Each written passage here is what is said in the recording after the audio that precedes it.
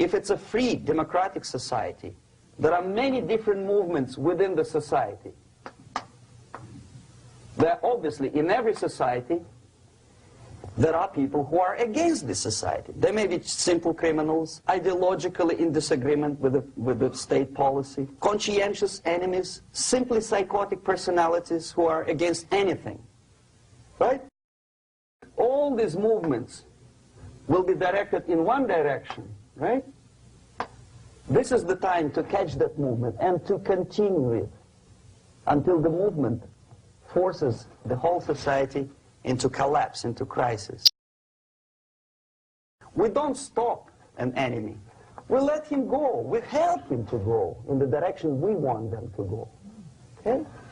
Obviously, there are tendencies in each society, in each country, which are going to opposite direction from the basic moral values and principles. To take advantage of these movements, to capitalize on them, is the main purpose of the originator of subversion. So we have religion, we have education, we have social life, we have power structure, we have labor relations, unions, and finally we have law and order. 1, 2, 3, 4, 5, 6. Okay? These are the areas of application of subversion. What it means exactly? In case of religion, destroy it, ridicule it, replace it with various sects, cults, which bring people's attention, faith, whether it is naive, primitive, doesn't really matter. As long as the basically accepted religious dogma is being slowly eroded. Education. Distract them from learning something which is constructive, pragmatic. Teach them history of urban warfare, natural food, home economy, your sexuality, anything, as long as it takes you away. Okay? Social life. Replace traditionally established institutions and organizations with fake organizations. Take away the initiative from people. Take away the responsibility. Power structure. Okay, the natural bodies of administration, which are traditionally either elected by people at large or appointed by elected leaders of society, are being actively substituted by artificial bodies. The bodies of people, groups of people, whom nobody elected. Never. As a matter of fact, most of the people don't like them at all, and yet they exist. Do not have neither qualification nor the will of people to keep them in power, and yet they do have power. Okay. Together with that, there is another process. Law enforcement, law and order organization and structure is being eroded.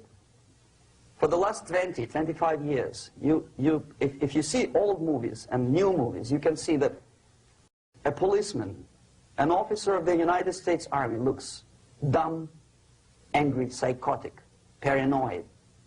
A criminal looks nice, and he's unproductive only because society oppresses him. A policeman is a pig, rude policeman.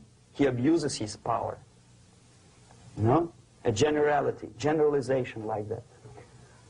The hatred, the mistrust to the people who are supposed to protect you and enforce law and order. Moral relativity. Okay, labor relations. At this stage, within 15 to 20 years, we destroy the traditionally established links of bargaining between employer and employee. Millions of people suffer from that strike because economy now is interdependent. It's intertwined like one body. What is the motivation for strike? Improving of workers' condition? No, obviously it's not. Then what is it? Ideology. To prove to these capitalists. And the obedient horde of workers, like sheep, follow these people. And they cannot disobey. Why? Because if they do, you know what happens to them. Pickets.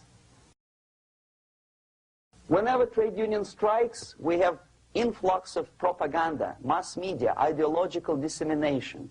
The workers' right, and we repeat it like parrots. Yes, workers' right. To reverse this process, do not elect them to the seats of power, whether it is municipality level, state level, or federal level. It has to be beaten in the heads of American voters that a person like that in the seats of power is an enemy. Do not be afraid of this word. It is an enemy. Strike with the power of spirit and moral superiority. If you don't have that power, it's high time to develop it. And that's the only answer. That's it.